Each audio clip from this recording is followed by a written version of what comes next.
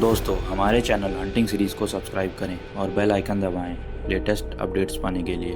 तो आप में से कई लोगों को ये पता होगा कि सन 2016 में the autopsy of Jane Doe नामक एक सुपरनेचुरल हॉरर मूवी रिलीज़ हुई थी और बॉक्स ऑफिस पर हिट हुई थी। आज मैं इसी कहानी को पूरे विस्तार से सुनाऊंगा ताकि आपको ये पता लगे कि ये कहानी क्यों इतनी हाईली रेटेड है।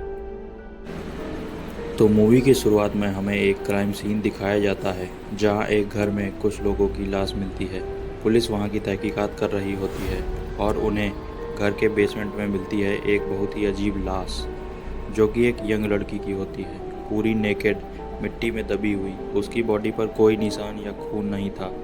पुलिस उस बॉडी को जेन डो कहकर बुलाती है। अगले सीन में हमें एक मॉर्चरी का सीन दिखाया जाता है जहां दो लोग जो कि फादर एंड सन, जिनका नाम टॉमी और ऑस्टिन था, ये दोनों एक पूरी जली हुई डेड बॉडी का पोस्टमार्टम कर रहे थे। टॉमी और ऑस्टिन दोनों साथ में काम करते हैं और ये इनकी खुद की मॉर्चरी है जहां ये डेड बॉडीज़ का पोस्टमार्टम किया करते हैं।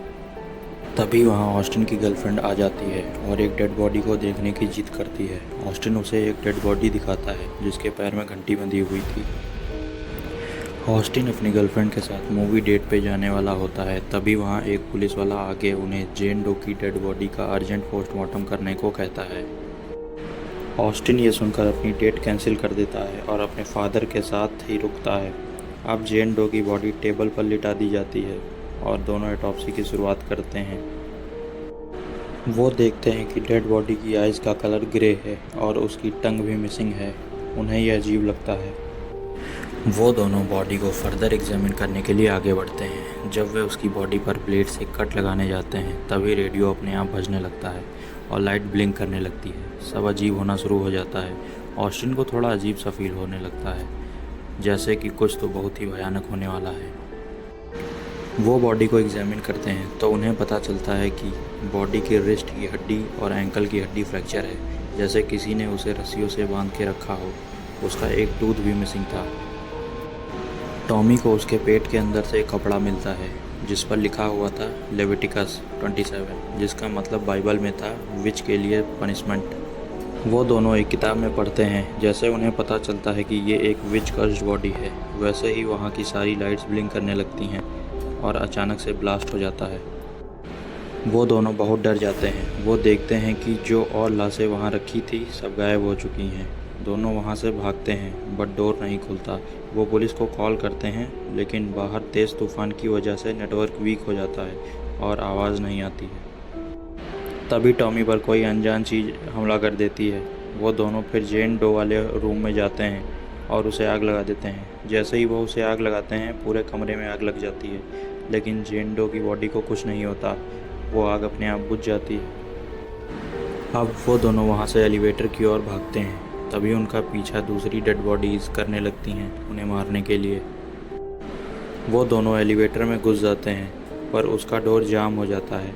टॉमी अपनी एक्स से उस घोस्ट बॉडी पर हमला करता है। बाहर निकलते ही वो देखता है कि ये तो ऑस्टिन की गर्लफ्रेंड है जो उससे मिलने आई थी। वो वहीं मर जाती है। ऑस्टिन उसे देख के खूब रोने लगता है। अब वो वापस जेन डो के बारे में पता करने जाते हैं कि कैसे इससे पीछा छूटेगा। वो उसके ब्रेन को एग्जामिन करते हैं और ये देख के एकदम शॉक हो जाते हैं कि उसके ब्रेन में अभी भी एक्टिविटी हो रही है। वो तुरंत समझ जाते हैं ये विच अभी भी ज़िंदा है। टॉमी कपड़े को फिर से देखता है और उस पर जो लिखा होता है उसे बुक में ढूंढता है तो उसे पता चलता है कि ये जो हो रहा है ये सब जेन डो ही कर रही है। वो उसके कान में कहता है कि वो उसके बेटे को जाने दे और उसकी जान ले ले। तभी सारी लाइट्स फिर से फ्लिकर करने लगती हैं और टॉमी के हाथ और पैर की हड्डियाँ टूट जाती हैं और उसके चेस्ट की रिब्स भी टूट जाती हैं। वो दर्द से तड़पने लगता है और ऑस्टिन की तरफ इशारा करके कहता है कि वो उसे जान से मार दे। ऑस्टिन बहुत रोते हुए अपने पिता के सीने में चाकू घोंप देता है। और फिर हम देखते हैं कि जेन डो की बॉडी पूरी रिकवर कर जाती है। सारे कट्स हील हो जाते हैं और टूटी हड्डियाँ जुड़ जाती हैं। आइज़ का कलर ब्लैक हो जाता है। पूरी बॉडी फिर से नॉर्मल हो जाती है। अब ऑस्टिन वहाँ से बाहर निकलने के लिए भागता है लेकिन पीछे मुड़ते ही उसे अपने फादर की डेड बॉडी खड़ी हुई दिखती है। वो डर जाता है और रेलिंग से नीचे गिरकर मर जाता है। अगले दिन सुबह पुलिस आती है और सबको मरा पाती है, बिल्कुल उसी तरह जैसे पहले क्राइम सीन में हमने देखा था। जेन डो की बॉडी एकदम फ्रेश, बिना टच टेबल पे लेटी थी।